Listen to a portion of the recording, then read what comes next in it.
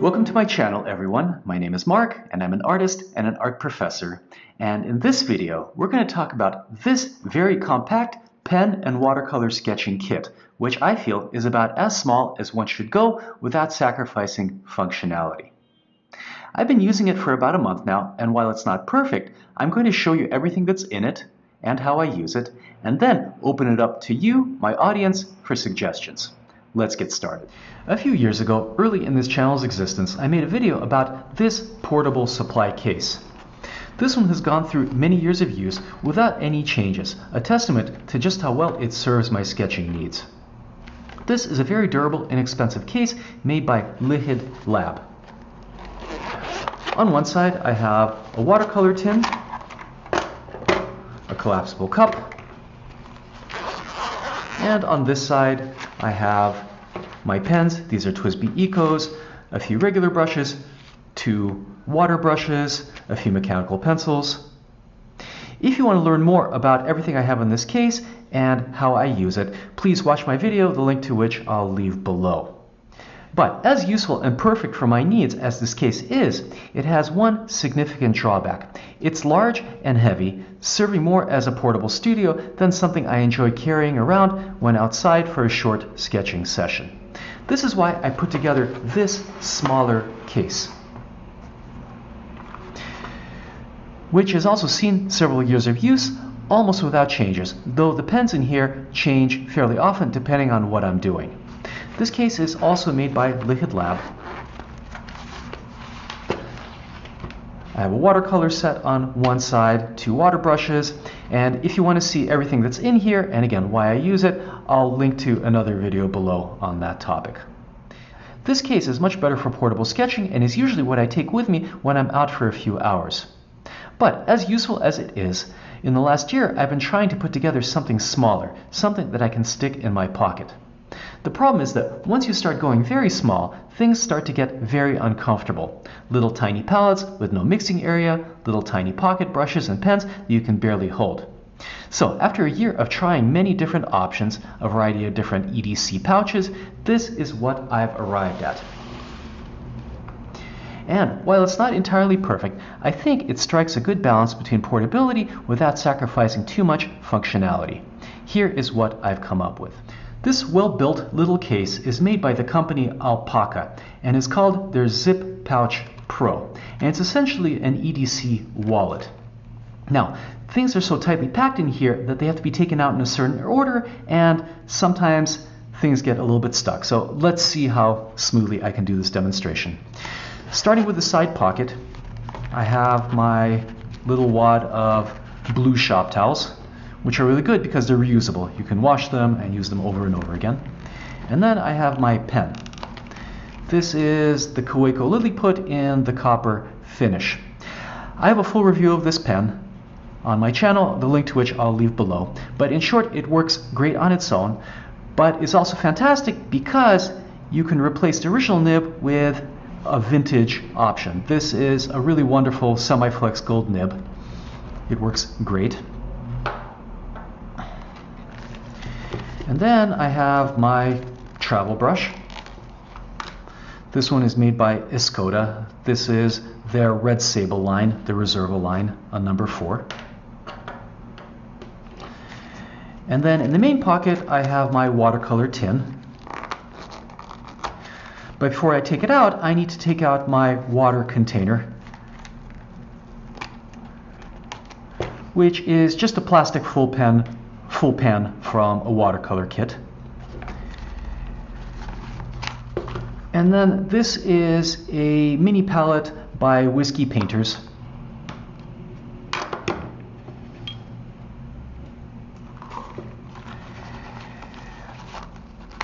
And at the bottom of this case, I have a 2mm clutch pencil. This is made by Koh-i-Noor. They're versatile.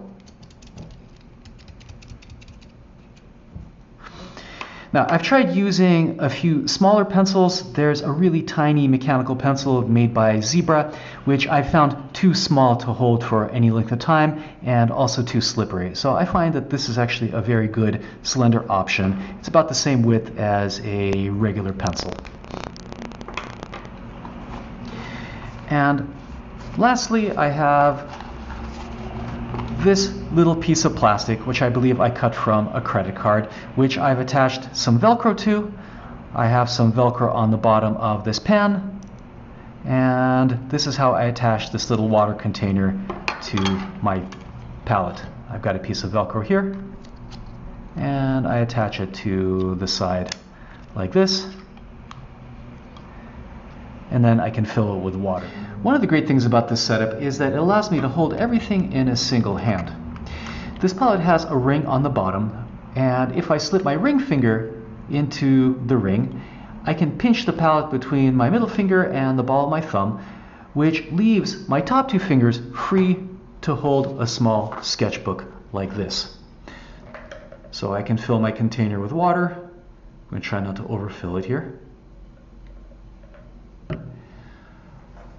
And hold my brush with the other hand and paint comfortably for an hour or two without experiencing any hand strain at all.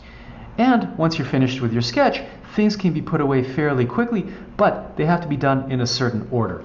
So the first thing that goes in is your pencil.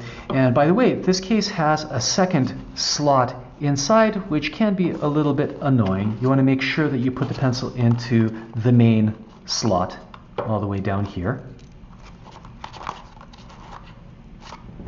Then you're going to put in your tin. Again, you want to make sure that it goes into the main slot, not the smaller side slot where it can get caught.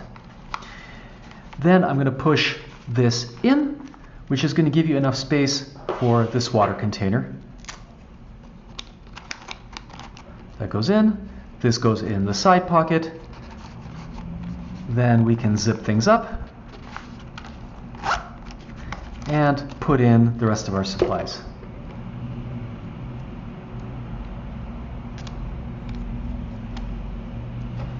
In goes the lily put, the traveling brush, and the paper towel.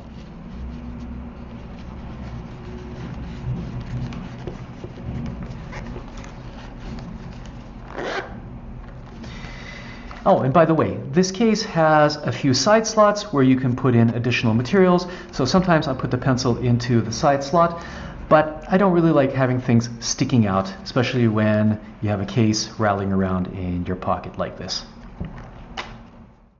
Here is a quick recording of me doing a sketch using this setup. At some point, I'll have to get a GoPro camera so I can record myself painting plein air. But for now, we'll have to settle it working from a reference on a screen. As mentioned, I've been using this kit for about a month now, and there are still some things that need to be refined, the main one being the water reservoir. For a small sketch like the one I'm doing now, I'll probably refill the container 2 or 3 times. Not an issue. But if I want to work larger, it would be nice to have a larger water container. One solution would be to get one of those small collapsible cups and just attach it to the case like a keychain. But I like how the watercolor pan attaches to the palette, since it makes it easier in situations where there's nowhere to place the cup. It would be nice to fit a water brush into the set, but there's just no space for it, and the very smallest one on the market, the one made by Zig, has a very tiny point and is also a strange design that has you disassembling the brush in order to transport it.